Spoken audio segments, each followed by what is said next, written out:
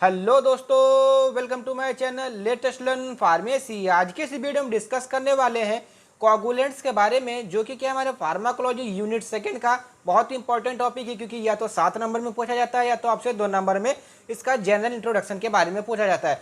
तो इस चीज़ को स्टार्ट करने से पहले आपके स्क्रीन के सामने एक वीडियो शो हो रही होगा, उस वीडियो को आप पहले देख लीजिए, उसके बाद आप आगे बढ़ते हैं।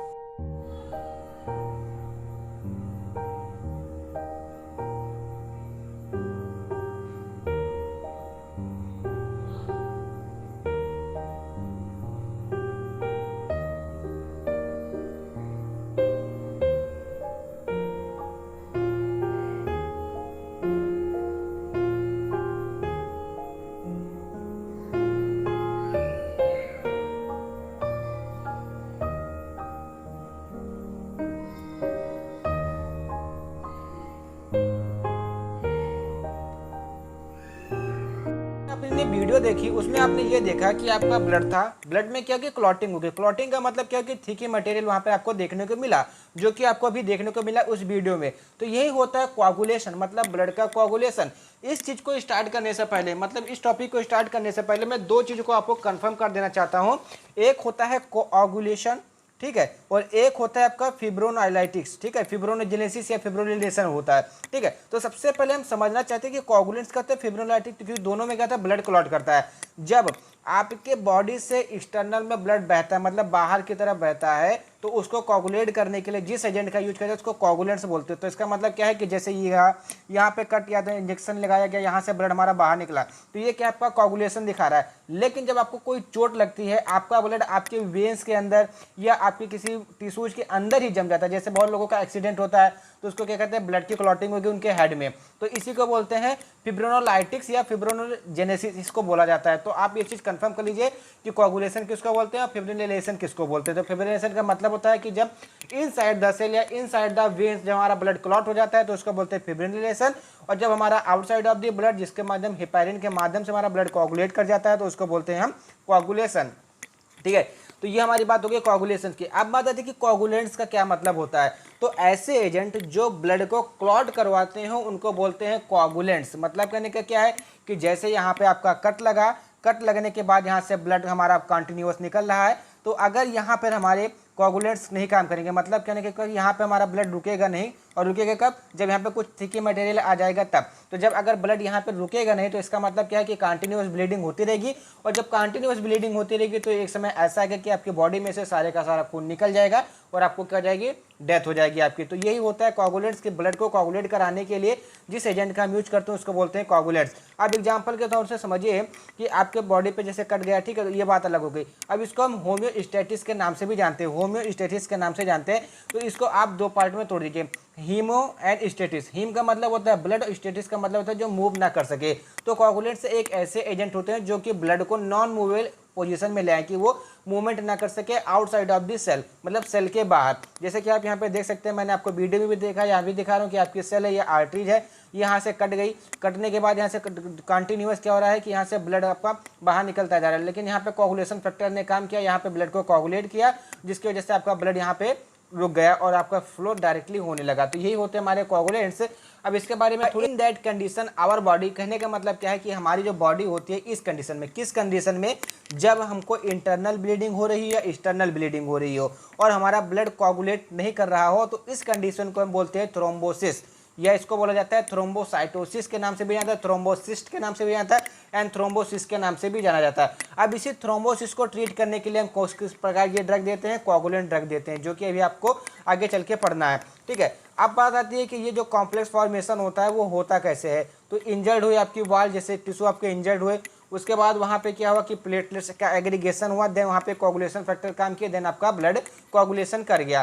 तो इस चीज़ को समझने से पहले थोड़ा सा हम जान लेते हैं हिपैरिन का रोल क्या होता है, ठीक है। हिपैरिन आपने बहुत लोगों ने सुना होगा, इंटरमीडिएट और हाई स्कूल अपने बहुत लोगों ने सुना होगा। तो जो ये हिपैरिन होता है यही ब्लड को क्लॉट कराने के लिए रिस्पॉन्सिबल होता है। ये हिपैरिन हमारे ब्लड में पाया जाता है, और जब ये ऑक्सीजन के साथ रिएक्शन करता है, मतलब एयर के साथ रिएक्शन करता है, तो ये क्या कहते हैं, एक थिकी मटेरियल बना लेता है। अब जब ये थिकी मटेरियल बना लेता है तो क्या करता है कि जहाँ से आपका, जैसे यहाँ पर आपकी ब्लीडिंग हो रही है, कट गया, तो जब यहाँ पर थिकी मटेरियल, तो इस जो होल होता है इसको ये क्या कर देगा, कहने का मतलब कवर कर लेगा, जिसकी वजह से आपका ब्लड यहाँ से आउट नहीं हो पाएगा। और ये आप इसी प्रोसेस को क्या बोलते हैं, ब्लड क्लॉटिंग। अब यहाँ पर एक चीज़ और समझिए आप, जैसे आप इंजेक्शन लगाते हैं तो इंजेक्शन में आप बिल्कुल भी एयर नहीं छोड़ते हैं कि अगर क्यों नहीं छोड़ते हैं कि अगर इंजेक्शन के माध्यम से आपके ब्लड स्ट्रीम के अंदर एयर चला गया तो क्या करेगा, हिपैरिन से जाके कांटेक्ट करेगा। जब हिपैरिन से जाके कांटेक्ट करेगा तो वो जाके वहाँ पे क्या बना देगा, आपका थिक कर देगा और वहाँ पे कोगुलेशन हो जाएगा ब्लड आपके वेन्स के अंदर, जिसकी वजह से आपको डिफरेंट टाइप्स की डिजीजेस हो सकती हैं और आपका एक समय ऐसा आ सकता है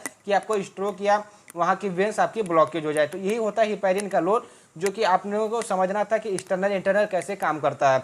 अब उसके बाद आता है क्लॉटिंग फैक्टर। अब जैसे कि आप जानते हैं कि जो क्लॉटिंग फैक्टर होते हैं वही होते हैं हमारे रिस्पॉन्सिबल होते हैं किसी भी ब्लड को, किसी भी टाइप के ब्लड को, चाहे हमारा ब्लड हो चाहे हमारा एनिमल्स का ब्लड हो, इसको कोगुलेट कराने के लिए।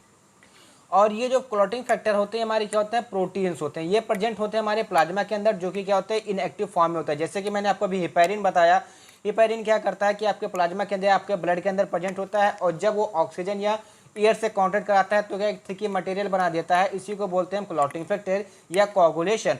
अब क्या बात आती है कि जब हमको पार्शियल प्रोटियोलिसिस, प्रोटियोलिसिस का मतलब क्या होता है कि आपके जब सेल या टिश्यू कहीं पे कट जाते हैं जिसकी वजह से ब्लीडिंग होने लगती है, बिकम एक्टिवेटेड, मतलब अगर कट जाता है तो वहाँ पे 13 फैक्टर काम करते हैं। आइए थोड़ा थोड़ा उनके बारे में जान लेते हैं। तो सबसे पहले जो फैक्टर होता है फाइब्रिनोजन होता है, फिर प्रोथ्रोम्बिन होता है। प्रोथ्रोम्बिन एक जाल टाइप का, मतलब थ्रोम्बोप्लास्टिन और प्रोथ्रोम्बिन साथ में मिलकर एक हमारा क्या बनाते हैं, जाल बना देते हैं। कैल्शियम होता है, कैल्शियम जैसा कि आप जानते हैं कि सार्कोप्लाज्म रेटिकुलम से जाके बाइंड करता है, वहाँ पे कॉन्ट्रैक्ट करा देता है। तो इसका मतलब क्या है कि जहाँ पर आपका कटा होगा वहाँ पे कॉन्ट्रैक्ट करा देगा। अब जैसे एग्जाम्पल समझिए कि जैसे इतना बड़ा होल हो गया तो अब इतने बड़े होल से ज़्यादा ब्लड निकलेगा कि कैल्शियम होने पर इतने बड़े, तो इतने बड़े होल से ज़्यादा हमारा ब्लड निकलेगा। तो इसलिए हमको कैल्शियम का भी यहाँ पे यूज किया जाता है। एंड लेवाइल फैक्टर होता है, एसिलिन होता है, प्रोकन्विटिन होता है, एंटी हीमोफिलिक फैक्टर जो कि आप हीमोफीलिया के नाम से जाता है, उसके एंटी के तरह से होता है। एंड क्रिसमस फैक्टर, ये सब ऑलरेडी आप एचईवी में पढ़ चुके हैं, इसलिए मैं आपको डिटेल में एक्सप्लेन नहीं कर रहा हूँ। थ्रोम्बोकाइनेज हो गया, हैगमैन फैक्टर हो गया, प्लाज्मा थ्रोम्बोप्लास्टिन एंटीस्टेंट हो गया। उसके बाद फाइब्रिन स्टेबलाइजिंग प्लेटलेट या फैक्टर हो गया, and platelet factor and prekallikrein हो गया। तो ये हमारे कुछ 13 फैक्टर थे जो कि किसी भी ब्लड को क्लॉट करना, चाहे वो एनिमल ब्लड हो, चाहे वो आपका ब्लड हो, या किसी भी पशु पक्षी किसी का भी ब्लड हो, तो उस ब्लड को क्लॉट कराने के लिए ये 13 फैक्टर वहाँ पे जरूर काम करेंगे। तो ये हमारे क्लॉटिंग फैक्टर की बात हो गई। अब जो हमारी फार्माकोलॉजी आती है कि हमको फार्माकोलॉजी कैसे समझनी है इसकी, तो इसमें आपके 3 पाथवे होते हैं। एक स्टैंडिंग मतलब कहने का कि बाहर का पाथवे, इंटर्नशिक का मतलब होता है अंदर का पाथवे, एक कॉमन पाथवे के बारे में जानते हैं। तो सबसे पहले स्टैंडिंग पाथवे का मतलब क्या है कि ये हमारे टिश्यू, जैसे आप कहीं गिर गए, जैसे आप साइकिल चला रहे हैं, मोटरसाइकिल चला रहे हैं, आप कहीं पे गिर गए और आपके क्या पे आपके सेल्स के ऊपर क्या रिजिड आ गया, मतलब कहने रगड़ आ गया, जिसको जो है तुरंत आपको वहाँ पे ब्लड दे दिया। या आप ब्लेड से अपना नाखून काट रहे हैं तो आपका यहाँ से क्या हो गया, यहाँ पे कट गया, तुरंत उसका ब्लड दे दिया। इसी को बोलते हैं क्या, स्टेनिक पाथवे, मतलब बाहर होने वाली जितने भी कटेंगे उसको बोलते हैं इन विवो या स्टेनिक पाथवे, जिसको हम थ्रोम्बोप्लास्टिन के नाम से भी जानते हैं। अब ये जो पाथवे होता है ये थ्रोम्बोप्लास्टिन के माध्यम से होता है, इसलिए इसको बोला जाता है थ्रोम्बोप्लास्टिन पाथवे। तो अगर आपसे एग्जाम में थ्रोम्बोप्लास्टिन पाथवे के बारे में पूछता है तो आपको सिंपली यही डिफाइन करना है कोगुलेशन के बारे में। उसके बाद स्टेनिक पाथवे का मतलब क्या है कि तुरंत हमारे विद इन द सेकंड होने वाली प्रोसेस है। उसके बाद आता है कि हमारा इंट्रिंसिक पाथवे जो कि इन विट्रो कंडीशन में होता है। ये जो पाथवे होता है वो थोड़ा स्लो टाइप के होता है, मतलब धीरे धीरे चलता है। And initiated due to the blood trauma, और यहाँ पे कहते हैं ब्लड का लॉस बहुत ज़्यादा होता है। ये एक स्लो प्रोसेस है। और इसको जो फैक्टर 12 जिसको आपको हैगमैन, जैसे अभी आपने फैक्टर पढ़ा तो फैक्टर 12 में आपका क्या था, ये हैगमैन फैक्टर आया, ठीक है। ये यहाँ पे काम करता है कहाँ पे, जो इंट्रिंसिक पाथवे होता है वहाँ पे। अब आता है कॉमन पाथवे के बारे में जो कि आपको जनरली देखने को मिलता है। अब कॉमन पाथवे में सबसे पहले प्रोथ्रोम्बिन, जो कि मैंने आपको सेकंड कॉम्प्लेक्स के बारे में बताया। तो प्रोथ्रोम्बिन क्या होगा, जब प्रोथ्रोम्बिनोज कॉम्प्लेक्स बनाएगा तो ये बना देगा हमारा क्या, थ्रोम्बिन। और जब ये थ्रोम्बिन हमारा किससे, फैक्टर नंबर 13 और factor number 13A। 13 factor number क्या था हमारा, आप यहाँ पे देख सकते हैं कि जो प्री कैलिनिन था और हमारा फाइब्रिन स्टेबलाइजिंग फैक्टर था और प्लेटलेट फैक्टर था, ये यहाँ पे काम करेगा और आपको फाइब्रोनोजन से फाइब्रिन बना देगा। अरे आपका फाइब्रोनोजन से फाइब्रिन बना देगा, जैसा कि आप जानते हैं कि जो फाइब्रोनोजन होते हैं वो हमारे कहते हैं एक जाल टाइप के स्ट्रक्चर होते हैं जो क्या कहते हैं ब्लड को आगे बढ़ने नहीं देते हैं। और जब यहाँ पे फाइब्रिन और फाइब्रोनोजन दोनों साथ में हो जाएंगे तो एक हमारे ब्लड को क्लॉट कर देंगे। सिंपल मैकेनिज्म ब्लड क्लॉटिंग का यही होता है। अब बात आती है coagulation cascade is controlled by inhibitor anti thrombin third, ठीक है। मतलब कहने का क्या है कि कोगुलेशन कैस्केड जो हमारा कंट्रोल होता है या इसको इनहिबिट किया जाता है वो हमारा कहाँ से होता है, एंटी थ्रोम्बिन सेकंड के नाम से उसको जाना जाता है। एंड हमारी एक ड्रग होती है हिपैरिन सल्फेट, जो क्या करती है एंटी थ्रोम्बिन सेकंड की एक्टिविटी को बढ़ा देती है। ये सब हमारी क्या है, एक जनरल ओवरव्यू के बारे में मैंने आपको बताया। अब बात आती है कि जब अगर होम्योस्टेटिस में कुछ डिफेक्ट, होम्योस्टेटिस का मतलब क्या है कि आपका ब्लड तो क्लॉट कर रहा है, अगर ब्लड क्लॉटिंग में आपका कुछ डिफेक्ट आता है तो आपको क्या क्या हो सकता है। तो सबसे पहले प्राइमरी हीमोस्टेटिस के बारे में समझते हैं कि अगर वहाँ पे डिफेक्ट होता है तो क्या हो जाएगा। Defective formation of the primary platelet during the injury cause mucosal bleeding. अब यहाँ पर आप समझिए कि detective formation of primary platelet plug during the injury, इसका मतलब क्या है कि आपको यहाँ पे कट लगा, कट लगने के बाद क्या हुआ कि यहाँ पर प्लेटलेट आगे जम गए, लेकिन ये प्लेटलेट इतने ज़्यादा मात्रा में आके जम गए कि इसका प्लाज्मा वॉल्यूम जो होता है वो घट गया, जिसकी वजह से क्या हो जाएगा, म्यूकोसल मतलब अंदर की ब्लीडिंग आपको यहाँ पर स्टार्ट हो सकती है, क्योंकि आपका अंदर ब्लड क्लॉट होगा नहीं।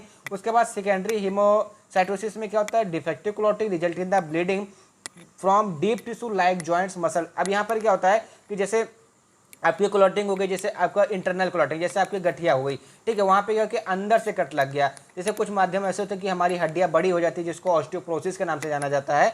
वहाँ पे क्या होता है कि हमारी हड्डियाँ बड़ी हो जाती है, जिसकी वजह से वहाँ पे मसल्स में थोड़ा सा क्षय होने लगता है। तो अब वहाँ पे भी जाएगा हमारा ये कौन जाएगा, हमारा प्लेटलेट जाएगा वहाँ पे क्या करने, एग्रीगेशन फॉर्म करने।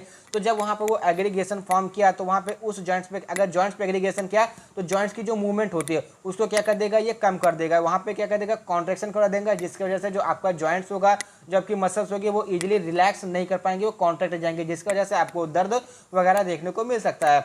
अब उसके बाद आती है कि drug use in the treatment, मतलब इसमें किस टाइप की ड्रग आप यूज करते हैं। तो बेसिकली इसमें विटामिन के यूज किया जाता है, क्योंकि विटामिन के ही होता है जो कि वो 13 फैक्टर जो आपने पढ़े वो उसको स्टिमुलेट करता है या उसके लिए रिस्पॉन्सिबल होता है। तो जब विटामिन के इज नेचुरल कोगुलेंट, मतलब क्या होता है कि जो विटामिन ए होता है हमारा क्या होता है, नेचुरल कोगुलेंट होता है, वो जो डेरिवेटिव फ्रॉम द नेप्थोक्विनोन, जो क्या होता है आपका नेप्थोक्विनोन का डेरिवेटिव होता है। अब ये बेसिकली तो होते हैं 4 टाइप के, मतलब vitamin B K1, K2, K3 and K4, लेकिन जो आपके केडी त्रिपाठी एंड पद्मजा उदय कुमार में दिया वो 3 ही फैक्टर दिया गया है, तो वहाँ पर हम 3 ही फैक्टर लेकर चलते हैं। और अगर आप डॉक्टर कुरैशी की बुक देखेंगे तो वहाँ पर आपको K4 के बारे में थोड़ी सी नॉलेज दी होगी। तो जो विटामिन के होता है वहाँ पर हमारा क्या होता है, फाइलोक्विनोन होता है जो कि हमारा नेचुरल होता है। विटामिन B2 जो हमारा होता है मोनोक्विनोन होता है, जो भी हमारा नेचुरली हमारी बॉडी में बनता है। लेकिन जो विटामिन 3 होती है, जब हमारे बॉडी में कुछ ऐसे डिफेक्ट हो जाते हैं कि विटामिन K1 एंड K2 नहीं बन पाता है, तो हम विटामिन K3 को एज ए सिंथेटिक ड्रग के तौर पे यूज करते हैं, जिसका नाम हम कह सकते हैं मेनाडाइओन। तो अगर आपसे ऐसा पूछा जाए या जीपेट वगैरह में आपसे क्वेश्चन ऐसा पूछा जाए कि किस टाइप का जो विटामिन के है वो हमारा क्या है, सिंथेटिक है, तो आपको वहाँ पर विटामिन K3, अगर वहाँ पर विटामिन K3 का ऑप्शन नहीं दिया गया तो आपको विटामिन K4 वहाँ पर ऑप्शन आपको लगाना होगा, क्योंकि K3 और K4 आपका दोनों ही आपका क्या है, सिंथेटिक क्या है, सिंथेटिक विटामिन के है। उसके बाद हम आगे बढ़ते हैं तो जान लेते हैं कि विटामिन के कैसे आपके बॉडी के ऊपर या कैसे ब्लड कोआगुलेशन में अपना एक्शन शो करता है।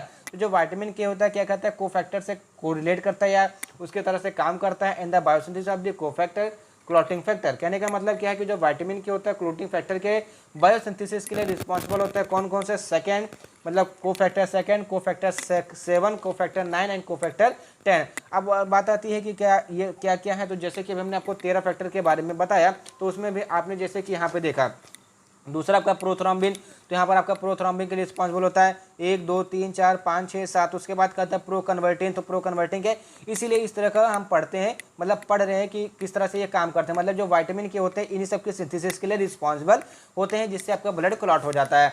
उसके बाद आता है यूटिलाइजेशन का मतलब क्या है कि जब आप विटामिन के का इंटेक करते हैं तो उसका यूटिलाइज एब्जॉर्प्शन वगैरह कैसे होता है। तो जो एब्जॉर्प्शन होता है, जैसा कि आप जानते हैं कि जो हमारा विटामिन के होता है ADEK, ये हमारा क्या होता है, फैट सोल्यूबल विटामिन होता है, ठीक है। तो जो हमारा के है वो भी हमारा क्या है, एक फैट सोल्यूबल विटामिन है। तो fat soluble forms via lymph and the required bile salt. और जैसे कि जानते हैं कि जो हमारे फैटी सब्सटेंस होते हैं बाइल एसिड से जाके कंबाइन कर देते हैं, एक केमिकल फॉर्मिंग कर देते हैं, ठीक है। तो ये क्या, इसका जो एब्जॉर्प्शन होता है कहाँ कहाँ पर, बाइल साल्ट में होता है और लिम्फ में होता है। एंड विटामिन K1 जो कि हमारा क्या है, हमारा नेचुरल है, absorbed actively, while K2 and K3 are absorb by the simple diffusion. मतलब आपने active diffusion and simple diffusion के बारे में पढ़ा होगा, जो कि हमने 4th सेमेस्टर में इसको क्लियर आउट किया था। ये क्या होते हैं, जो विटामिन K1 होते हैं वो हमारे एक्टिव ट्रांसपोर्ट के द्वारा या एक्टिव डिफ्यूजन के द्वारा होते हैं, और जो हमारा विटामिन K2 होता है वो सिंपल डिफ्यूजन के द्वारा हमारे एब्जॉर्ब कर ले जाते हैं। उसके बाद जो इसका स्टोरेज होता है, मतलब कि आपके बॉडी के अंदर कहाँ इसका स्टोरेज किया जाता है, तो ये टेम्परेली कहाँ पे आपके स्टोर होते हैं, लीवर में स्टोर, मतलब टेम्परेली, ऐसा नहीं है कि हमेशा हमेशा के लिए यहाँ पे स्टोर होते हैं, ये टेम्परेली, मतलब कहने का क्या है, जब बॉडी की जरूरत पड़ेगी तब वहाँ से वो निकाल देगा, टेम्परेली होते हैं। उसके बाद आता है इसका एलिमिनेशन। तो सबसे पहले एलिमिनेशन का मतलब समझिए कि आपकी बॉडी से कैसे स्क्रीट आउट होता है। तो जो मेटाबोलाइज होता है वो हमारे लीवर में होता है by the side chain cleavage, मतलब कि जो इसकी चैन होती है वो क्लीव मतलब टूट जाती है, देन इसका मेटाबॉलिज्म होता है। एंड इसमें जो प्रोसेस होती है कॉन्जुगेशन की, वो कौन सी, ग्लूकोनेट कॉन्जुगेशन। तो हमारी क्या है, फेज सेकंड की रिएक्शन यहाँ पे शो हो रही है। And eliminated through the bile and the urine. और 90% जो ड्रग होगी आपके बाइल सिक्रेशन के द्वारा एंड 10% आपके यूरिन सिक्रेशन के द्वारा यहाँ से एलिमिनेट कर दी जाएगी। अब अदर ड्रग, मतलब विटामिन के को छोड़कर कौन सी ऐसी ड्रग्स हैं जो कि कोगुलेंट्स की तरह यूज की जाती है। तो पहले जो ड्रग का नाम क्या है, डेस्मोप्रेसिन, जो कि आप जनरली मेडिकल स्टोर पे आपको मिल जाएगी डेस्मोप्रेसिन, और बेसिकली इसको ऑपरेशन थिएटर में भी इसका यूज किया जाता है। एंड एड्रेनोक्रोम मोनोसेमी कार्बाजोन, सेमी कार्बाजोन तो आपको देखने को मिल जाएगी, लेकिन एड्रेनोक्रोम तो आपको देखने को नहीं मिलेगा, क्योंकि ये इसी दोनों का सिंथेसिस करके एक बनाई गई है जिसका नाम क्या है, एड्रेनोक्रोम मोनोसेमी कार्बाजोन, ये पूरी एक ही में। Then routine and ethamsylate. Ethamsylate आपने बहुत लोगों को देखा होगा देते हुए, जब उनको क्या हो जाए कि ब्लड फैक्टर मतलब ब्लड क्लॉटिंग हो जाते हैं inside the walls of the vessels. And इसके थेरेप्यूटिक यूज के बारे में बात करें तो use in the treatment of the hypoprothrombinaemia, मतलब कहने का कि जब आपको थ्रोम्बोसिस, मतलब आपके बॉडी के अंदर थ्रोम्बो की कमी हो जाती है, थ्रोम्बोसिस हो जाती है, तो उसके ट्रीटमेंट में इसका यूज किया जाता है। क्यों? क्योंकि जो थ्रोम्बिस का बायोसिंथेसिस आपके बॉडी में इसके के कारण होता है, इसलिए इसका यूज कहाँ पे किया जाता है, hypoprothrombinaemia. It reduce the risk of the bleeding in liver disease jaundice सीटीसी। अब जाहिर सी बात है जब आप इसका इंटेक करेंगे तो विटामिन के माध्यम से क्लॉटिंग आसानी से हो जाएगी। And use in the treatment of the osteoporosis and also have to prevent the formation of the kidney stone. तो सबसे पहले ऑस्टियोप्रोसिस का मतलब समझते हैं। ऑस्टियोप्रोसिस का मतलब होता है कि किसी भी हड्डी का बढ़ जाना, ठीक है, तो ये उसके ट्रीटमेंट के लिए यूज किया जाता है। And decrease the adverse reaction of the anti coagulant drug, मतलब जो आप एंटी कोगुलेंट ड्रग लेते हैं, जो कि हमारा नेक्स्ट वीडियो होगा इस टॉपिक के ऊपर, बहुत जल्दी आज से कल के अंदर आ जाएगा।